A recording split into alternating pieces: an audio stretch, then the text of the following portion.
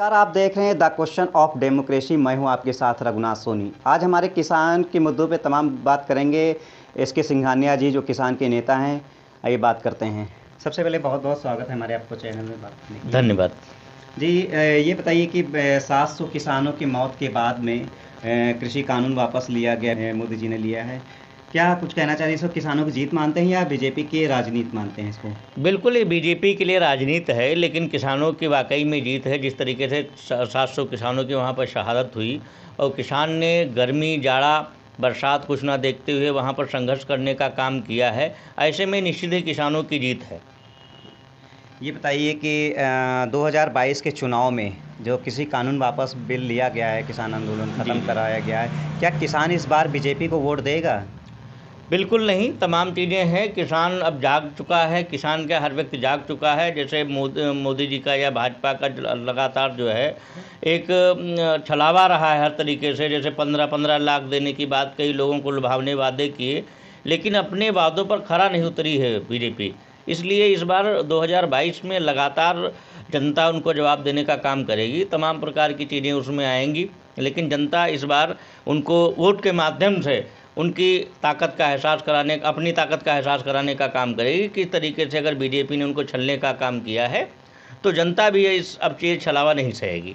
ये लखीमपुर में जो एक घटना हुई है, जो किसानों के ऊपर भी जो जल्दी से हुआ था घटना, और ये अभी एक वीडियो वायरल हुआ है अजय मिश्रा टेनी का पत्रकारों से आपत्ति करते हैं। इसको कैसे देखते, क्या नजरिया आपकी? इसमें जो है एसआईटी की जांच चल रही है और जैसा कि माननीय सुप्रीम कोर्ट के आदेश पर एसआईटी का गठन किया गया है, जांच कमेटी का गठन किया गया है, तो न्यायपालिका हमारे देश में स्वतंत्र है और हमें उस पर पूरा विश्वास है कि जो भी जांच करेगी वो निश्चित ही सही जांच करेगी और जिसमें जो भी दोषी होंगे वो जेल जाएंगे। जैसा कि अभी देखने में आया कि मीडिया वालों से भद्रता करने का काम गृह राज्य मंत्री जी ने किया है, ये बिल्कुल गलत है। क्योंकि देश का चौथा स्तंभ कहा जाने वाली मीडिया अगर स्वतंत्र नहीं रहेगी और इस तरीके से उसके साथ दुर्व्यवहार होगा तो आम जनता का क्या होगा। तो निश्चित ही इसके खिलाफ सरकार को कठोर निर्णय लेना चाहिए और गृह राज्य मंत्री जी के खिलाफ कार्रवाई करनी चाहिए। और इसमें हम मीडिया के साथ हैं। जिस तरीके से भी अगर अभद्रता होती है तो ऐसा नहीं होना चाहिए। अच्छा, भाजपा सरकार लगातार किसानों की योजनाओं के बारे में लगातार उपलब्धियां गिनाती चली आ रही। क्या लगता है कि 5 सालों में किस योजनाओं का लाभ मिला है किसानों को? मेरे हिसाब से, मेरे विचार में कि योजनाएं जितनी बनी हैं उनका ही सही तरीके से प्रभावी ढंग से अगर लागू करा दिया जाए, कंप्लाइंस करा दिया जाए, तो अन्य योजनाओं को बनाने का जरूरत नहीं। सरकार की योजनाएं सारी खोखली हैं, केवल लोगों को बहलाने का काम कर रही है, लोगों को बरगलाने का काम कर रही है। पहले सब्सिडी ख़त्म की, उसके बाद सब्सिडी देने का काम किया। गैस सिलेंडर पे, तमाम चीज़ें, डीजल पे पहले रेट बढ़ाए, उसके बाद रेट को घटाया। आप कहीं पर 100 रुपये बढ़ा देते हैं, उसके बाद 10 रुपये घटा देते हैं। तमाम चीज़ें इस तरीके से लोगों को बरगलाने का काम किया जा रहा है। सरकार की योजनाएं जो हैं वो खोखली योजनाएं हैं। इसका आने वाले जनता जो है, आने वाले समय में चुनाव पे कुप्रभाव पड़ने वाला है। जो अच्छा प्रभाव है वो भाजपा के हित में नहीं पड़ने वाला है, ऐसा मेरा मानना है। अच्छा, बीजेपी सरकार को आप 5 साल के कार्यकाल बीत चुके, अब 2022 के चुनाव भी नज़दीक है, इसको किस तरह से देखते हैं? चाहे स्वास्थ्य व्यवस्था हो, चाहे कानून व्यवस्था, किस नज़र से देखते हैं? हम मानेंगे स्वास्थ्य व्यवस्था तो सबको पता है कि ऑक्सीजन से कितने लोगों की मौत हुई।